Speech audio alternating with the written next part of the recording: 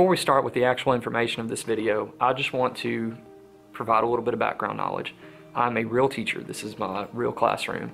I'm not somebody that tells other people how they should teach without having been in that situation myself. I get frustrated just like you do. I mess up just like everybody else does. I'm not the perfect teacher. I have kids that don't like me and I have kids that do like me. I'm a normal teacher. And I tell you this because I want you to understand that if you're watching this not having any idea about gifted students or how to meet their needs, or you might not even yet know that you're not doing it in the right way, I want you to understand that I've been there, okay? I've been in your position. I've been in your shoes. Just until a couple of years ago, I didn't know that I was doing it wrong. But looking at the research, reading some of the literature on gifted students, I realized that I was falling short of some things and I was failing an entire group of students. So when you hear the information in this video, I just want you to understand that it comes from a place of, I don't know, I've been there too. I've been a little bit lost too when it comes to how to meet their needs. Please enjoy this video. Hopefully it's informative, and hopefully afterwards you'll be able to take a step in the right direction if you're not already. All right, enjoy. There are a lot of hot topics that float around the world of education. There's one area that often gets overlooked: gifted students. While it might seem like these students have it easy, they actually need a lot more attention and challenge than a lot of people realize. So let's delve into this subject a little further. First, what is giftedness? Sure, all children have something that they're good at, but giftedness is an actual identification used by researchers and the laws governing education. It is as legitimate an identification as any other subgroup. The generally agreed upon definition of giftedness in students is the ability to demonstrate outstanding aptitude or competence in one or more domains. These domains could be intellectual, they could be athletic, they could even be creative or artistic. While every student might have something that their parents would describe as a gift, this is not the same thing as being gifted. It's also important to note that states and districts get a little bit of flexibility of how they define giftedness in schools. If it was held to just one national standard, then only the best students in the best schools with the best teachers would be identified as gifted. The best practice for identification procedures is that they should be multifaceted and not based solely off of test scores. Now that we have an idea of what giftedness is, let's dispel some commonly held myths about gifted students. Myth number one: gifted students will be fine on their own. With high-stakes testing, the result is that educators put a lot of focus and effort into struggling students so that everybody is able to grow and experience success. The unintended consequence of this is that oftentimes the needs of gifted students are overlooked in the process. At best, the student is able to just get by, maintain good grades, kind of fly under the radar, but oftentimes a lack of attention, challenge, and support can lead to boredom, a lack of motivation, and even acting out. The biggest problem with this is that these students don't grow. Honestly, theirs is a different struggle that we don't always see. Myth number two: a student with disabilities or who has bad grades can't be gifted. This is absolutely false. Sometimes a student's disabilities make it harder to identify or notice that student's giftedness, but it doesn't cancel it out. When you have a gifted student performing poorly on tests or getting bad grades, it's called underachievement. Underachievement can be caused by so many different things, ranging from just motivation to the environment of the classroom and their home life. And this is especially important for educators to pay attention to so that students don't fall through the cracks. Myth number three: acceleration or grade skipping is socially harmful to students. There is a large body of research surrounding acceleration that would suggest otherwise. You see, gifted students benefit from being with peers who are on the same cognitive level as them. And school shouldn't be the only place that these children are getting social interaction. And in an educational setting, having those gifted students in rooms with people who are on their same cognitive level can actually impact their social skills in a very positive way. They're able to interact with kids that think like they do and work at the same speed they do. They're able to engage these students, these other students, in conversation. There are honestly a lot of myths that educators still believe about gifted students. It's our responsibility as educators to know these myths. If we don't familiarize ourselves with those myths, we might keep doing the same thing over and over that is harmful to that group of students, those gifted students.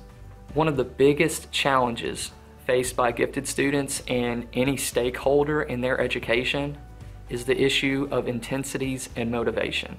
We've all probably had that student in class that just can't sit still. They disrupt their classes, they bounce around in their seats, they drum on their desk, they call out, but it doesn't always detract from their learning. Those are the kids that it might look like they're staring off into space, but when you ask them a question, boom, they've got it.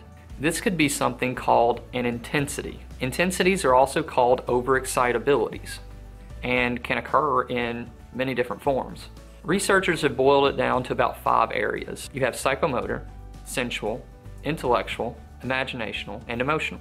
Gifted students with psychomotor excitabilities might seem restless. Those are the ones that are bouncing out of their seats. They have lots of energy.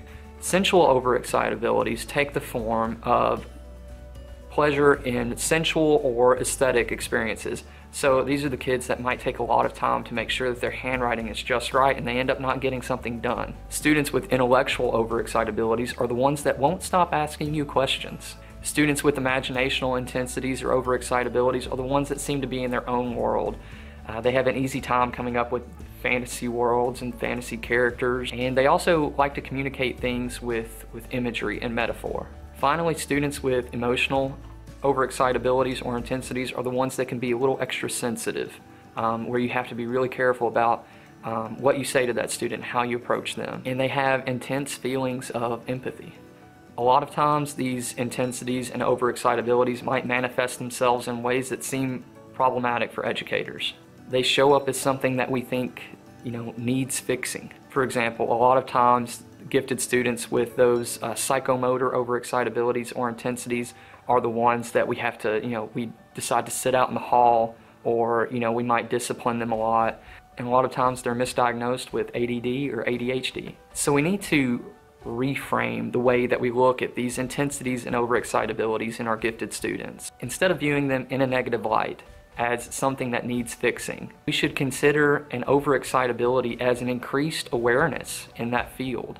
And if it's something that's nurtured, can yield a lot of growth in that student. If they can't help it, and it's something that shapes the way that they perceive their world, they shouldn't be punished for that. Think about it like tapping into a power and using it for good. Likewise, educators don't need to let the negative perception of these intensities impact the identification of that student. And what I mean by that is, if you have that kid that's bouncing around out of their seats, and you don't need to let that say, oh, okay, that kid's not gifted because he has ADHD. We've really got to dig down to the root cause of those things. Then there's the issue of motivation. Just like we probably all had that student that bounces off the walls, we've also probably had that student that's super intelligent but just doesn't seem to care. They won't put forth the work, they won't put forth the effort to show what we know that they're capable of. Their performance doesn't match their ability, and thus you have underachievement because of the lack of motivation. The presence of motivation or the lack thereof can depend on one or more factors. Of these, environment plays a huge role. Both the learning environment at school and the social cultural environment that they exist in everywhere else. The learning environment at school should be one that both challenges, supports, and encourages gifted students so that boredom and complacency don't set in. If a gifted student is being drugged through the same skills and concept as everyone else, when they show that they've mastered it, they're probably not going to have much motivation to give it all they've got. And when the focus of classwork is on quantity and not quality, you're going to see the motivation of gifted students drop off. If you are giving a student, 50 math problems instead of 25 just because they're doing better on it than others, in a way, that student might perceive that as punishing them for being smart. So here are some solutions to that. If you have a gifted student that you have a hard time motivating, try giving them a little bit of choice in what they are learning or what they're doing. And instead of giving them more work, give them more challenging work. Work that takes their mastery of the skill and pushes it to the next level. Another way to increase motivation in gifted students is to help them understand that their success is based off of their effort as well as their ability. Giving students feedback that comments on their effort rather than the outcome, or the acquisition and application of certain skills rather than just a grade, can help students realize that they actually do have a great deal of control over their success, and this can yield higher levels of motivation. Instead of saying to a student, "Good job," you could say, "It's very obvious that you put a lot of effort into this." It puts the focus on their effort rather than the outcome. It can help the students see that hard work plus deep thought equals better answers.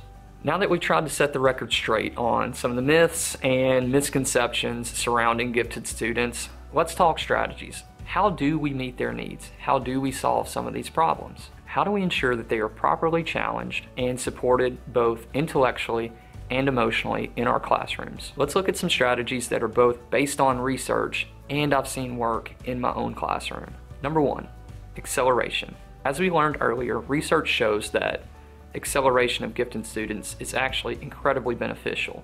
In fact, it might be the most effective way to meet their needs. While scheduling for acceleration is honestly more in the hands of the administrators than it is the teachers, there are still some things that can be done. For instance, if a student is gifted in one area, it might be important to note that giftedness in that one area might not mean giftedness in all areas, and that full-on acceleration might not be what's best for that student.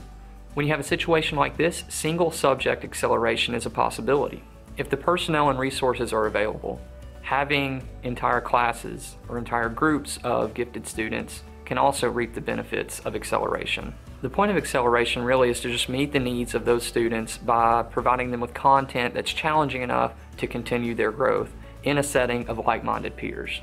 Number two, differentiation. Differentiation is probably the second best way to meet the needs of your gifted students. A lot of schools just don't have the funds and resources and personnel that are needed to have full-on acceleration of gifted students. Differentiation within a classroom offers another way to present those same gifted students with equal amounts of challenge. In a differentiated lesson, students are learning at a level that matches their ability. They're working with content, working with concepts that are at the level that they are. The challenge and the content of the lesson is usually based off of pre-tests or some other form of formative assessments.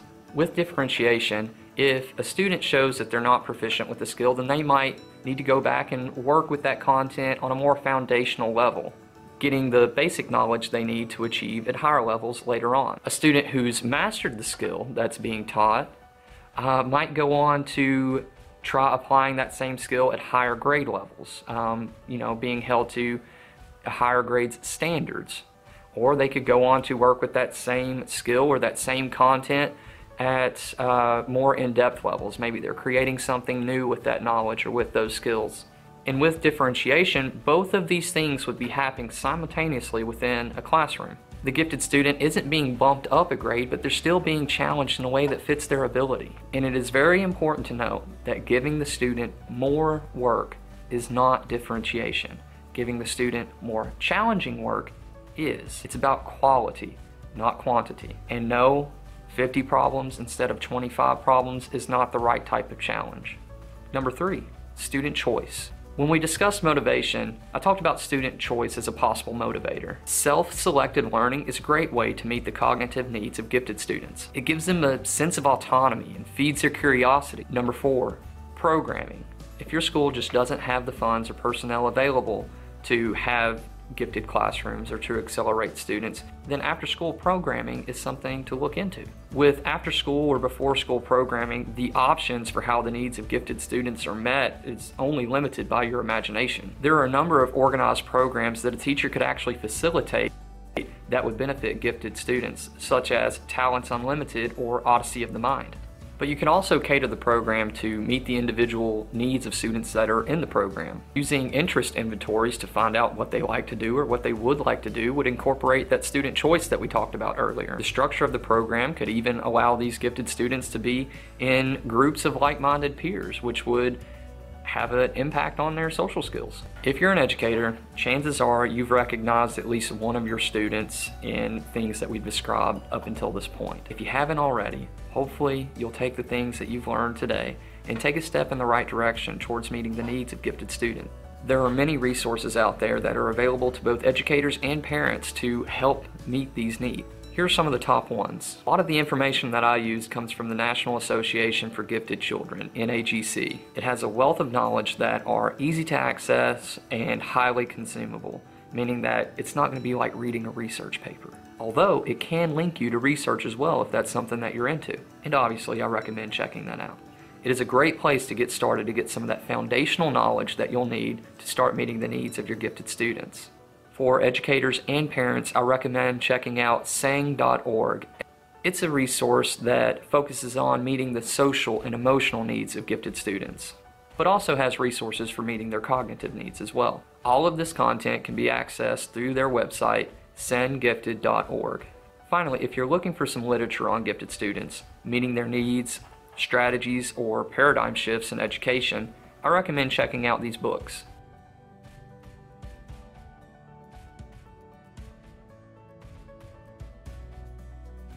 As educators, we have a responsibility to all of our students, not just the ones that are visibly struggling because they're not performing as well in class, but also those that might be struggling internally, the things that we can't see.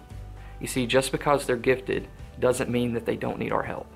It doesn't mean that we can stick them in a corner and give them 50 problems instead of 25. We have to do what we know will help them grow. If not, we're failing them. I know at times it can seem like a daunting task, like it's just one more group of students that you have to worry about, but it's so worth it. If you have any questions about gifted students, you can reach out to me, or you can check out any one of the resources that I've listed in this video.